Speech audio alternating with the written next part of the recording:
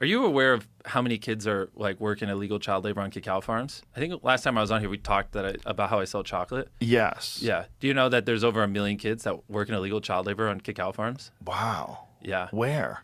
In West Africa. So Cote d'Ivoire and Ghana, which is where like majority of the world's cacao comes from. That's there's rampant child labor. You can ask Perplexity. I'd love for you to pull up data so we can see it, that I'm not just making it up. And when I think when I last came on here, it was right after I started a chocolate company. And I had no idea like how bad it was. And the last few years, I've been trying to figure out how we can build our own supply chain where we can actually get kids out of illegal child labor. And it's like really, I don't know if you're interested in it, but there's like a lot of stuff I'd love to share on that. No, that's very cool. Yeah. So basically, if it just ask Perplexity, how many kids work in child labor in West Africa on cacao farms? Right here, 1.5 to 1.8 million people or children. Yeah. It's pretty wild, and I had no idea. And like it's like been like this for decades, and so it's so normalized in the chocolate industry that when I would talk to other people who work at chocolate companies or execs, they're just like, yeah, it just kind of is what it is. That's how it works. And so that's just how they get their chocolate, period. Yeah, I mean, it's not all the labor. It's around 46% of the labor.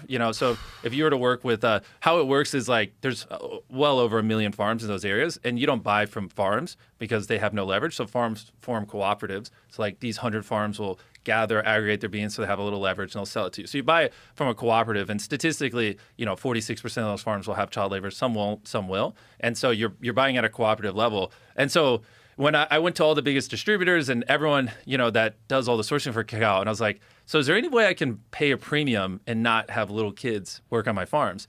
And it literally didn't exist. And I was just so mind blown. And it really was frustrating because it's not even, did it not exist? Like no one really seemed to like even think it needed to exist. I was like, you guys, like these are kids. Like you have no issue making billions of dollars in profit on little kids working on the farms. It was like a very weird thing. So that's crazy. So that's most chocolate?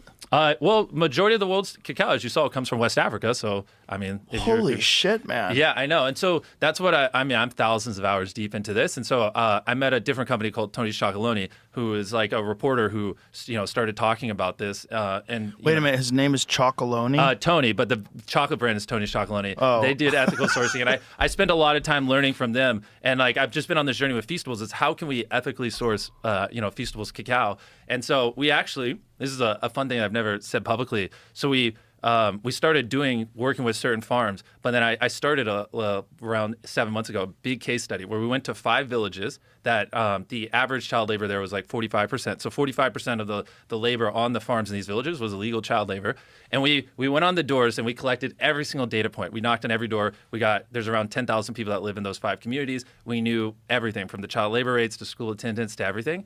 And then throughout the last few years, we've just been collecting tons of data on why kids work in child labor, how you get kids out of child labor, which most of it comes back to poverty. Big Chocolate pays farmers so little that they just can't afford to not use children. So part of it is there's this thing called a living income reference price, which looks at like the cost to actually live there, and you just guarantee so we guarantee 100% of our farmers that will pay a living income reference price.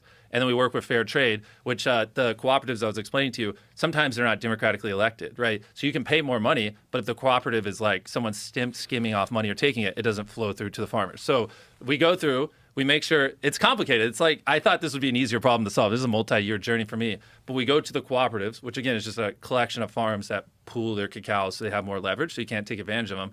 And we make sure through fair trade that they're democratically elected cooperatives, so the farmers actually get the money. We pay a living income reference price. And in exchange for doing those things, they have to let us audit and remediate the child labor on the farms. And so in this 5 village case study that we did, there's around 10,000 people living in there. And about 7 months ago, there's around 550 kids that were in illegal child labor in those communities. And so then we started taking over sourcing from there. So we started doing our sourcing principles and paying the farmers living income reference price. Fair trade came in, started paying the premium. And now 7 months later, we just got the initial results after we did our check-ins. And some of the communities, we were getting so many kids out of child labor, there literally wasn't a school because kids just worked on the farm. So like some of these, we literally built a school so they could go to school, because the goal isn't just to get the kids out of child labor, it's also to get them an education. So they're not, because if you grow up only working on a cacao farm, you have no education. So then you're basically doomed to working on it your whole life, because you don't know anything else, right? And so we just did our recent wave of check-ins where we knocked on all the doors, checked school attendance and everything. And so 7 months ago, it was 550 kids ish, roughly, in illegal child labor. What do you think it was now, basically 6-7 months later? I don't know. How many? We were able to get a 90% reduction and get it to where there's only like around 50 still in child labor with our first check-in. And now we constitute a kid remediated out of child labor with 2 check-ins. So that was just the first one. So technically by our books, they wouldn't be fully remediated because, there might have been an accident or whatever. So we like to double check it to make sure things are accurate. So we'll do another check-in in the future. So they're not technically officially remediated, but it just shows that like it's possible to reduce the child labor in these areas like dramatically, right? Like if you were to apply the things we did there, but macroly across the whole country, I mean, you're talking, you could get swarms of hundreds of thousands of kids out of illegal child labor. And so the big wave I've been doing or been on is like, step one is I have to prove it's possible. So then we can start, I like most people like you, they just have no idea that there's this much rampant child labor in chocolate. I had no idea until you brought it up. I know, which is like crazy. And it's like, it honestly, it really frustrates me because no one has any idea. And like everyone's just kind of cool with it. And I think part of the problem too is if you were to Google it, they use like confusing language or they're like, yeah, this is our ethical sourcing strategy. But at the end of the day, obviously, most cacao is going to big chocolate, and they can say they're doing all these things, but factually there's all these kids in illegal child labor. So it's like, I mean, no one's putting in the effort that you're doing. What you just said that. Yeah, and so that's amazing, man.